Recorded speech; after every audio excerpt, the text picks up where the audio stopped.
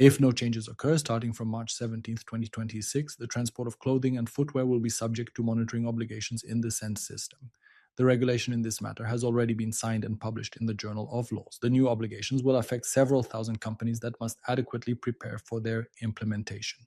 The implementation of the new requirements will be a significant challenge for both textile industry enterprises and carriers and logistics operators.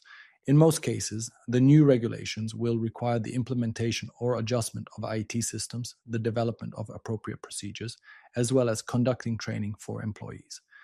According to the adopted regulations, the monitoring will cover the transport of clothing and clothing accessories, used clothing, and footwear. This concerns goods marked with CN codes 61, 62, 6309, and 64. The full list of goods can be found on the Tax Administration's website as well as in our articles. The link is located below the video.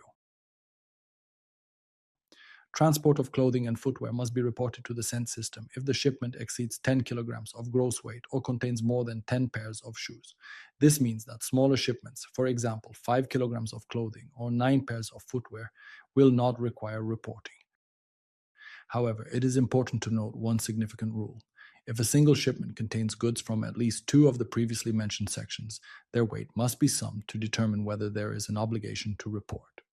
As a result, if the total weight of such a shipment exceeds 10 kilograms gross, the transport will also require notification in the SENT system.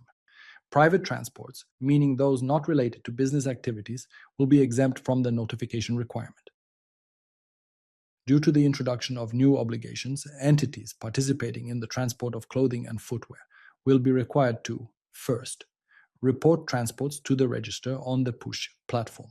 Second, complete the reports, which applies to carriers. Third, update the reports in case of any changes. Fourth, provide GPS data throughout the duration of the transport. Fifth, present the vehicle along with the goods for inspection if a request is made. Sixth, close the SENT report after the transport is completed. The following types of clothing or footwear transport will be subject to registration in the SENT system.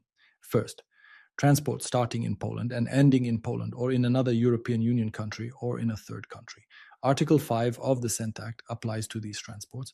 Second, transports to Poland, meaning those that start abroad and end on the territory of Poland. An example could be transports from Germany, for instance, from the port in Hamburg to a warehouse in Poland. In this case, Article 6 of the SENT Act applies. Third, transit transports through Poland. These are transports that start abroad and end abroad. For example, this could be transports from the Netherlands, for instance, from the port in Rotterdam to Lithuania or Latvia. The regulation introducing the SENT system for textiles provides for specific exemptions from the monitoring obligation. These exemptions are either subject-based or object-based. This means they may relate to the type of transport or to whom or from whom it is carried out. Postal packages transported by postal operators will be exempt from the obligation to report in the SENT system. The regulations in this regard are very precise. It is not about any packages, but exclusively those that meet the definition specified in the postal law. These are registered shipments, not letter shipments, weighing up to 20 kilograms and with a total dimension, length, width, and height of no more than 3 meters, with the longest dimension not exceeding 1.5 meters. This definition can be found in Article 3.14 of the Postal Law. The SENT system will exempt transports starting in Poland if they are accompanied by an invoice documenting the sale or intra-community supply of goods or export. This applies to transports that start in Poland and end in the territory of Poland or abroad.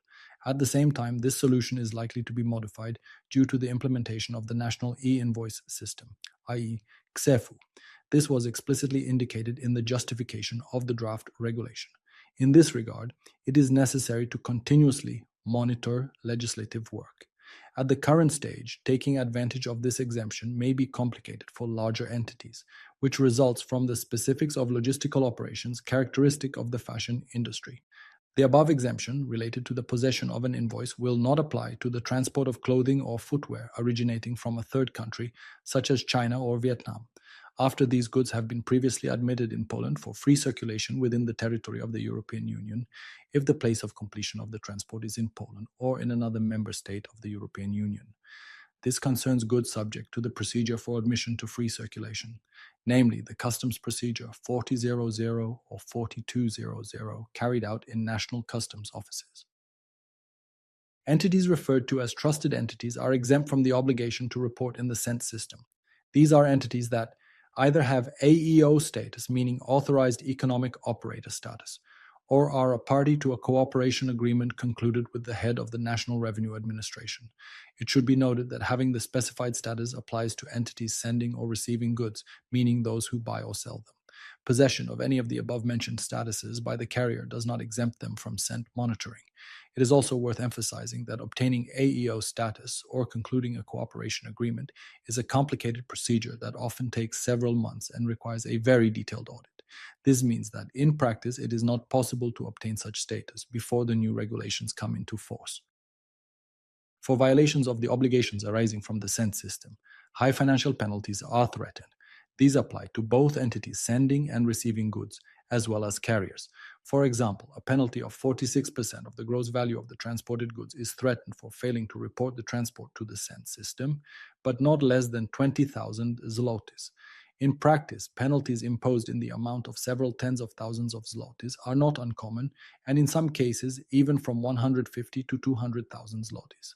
For failing to provide the location data of the means of transport along with the goods, a penalty of 10,000 zlotys is foreseen. For failing to appear for inspection upon receiving a summons, a penalty of 20,000 zlotys. These are fixed penalties, which means they cannot be reduced. Penalties are imposed in connection with each trip and even with each report in which a violation is found. Importantly, a violation can be established not only during a traffic control, such as when checking transport regulations, but also during the verification of the SENT notification register. This means that if the same error is repeated in multiple notifications, for example, an incorrect license number or vehicle registration number, the number of imposed penalties may correspond to the number of erroneous notifications. For this reason, fulfilling obligations in the SENT system always requires great diligence. The new regulations will require entrepreneurs to take specific actions. First, updating internal procedures. Second, training employees. Third, possibly adjusting IT systems. Fourth, implementing GPS tools for transport monitoring. Fifth, clarifying the rules of cooperation between the seller, forwarder, and carrier. Sixth, continuously monitoring changes in regulations, as further modifications regarding the monitoring of clothing are likely, including changes related to the national e-invoice system, as well as the possible introduction of collective reporting. In order to prepare for new responsibilities, we are conducting training on the SENT system.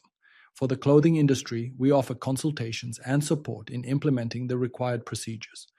If you are interested in collaborating in these areas, please contact our office, transportlawyers.pl.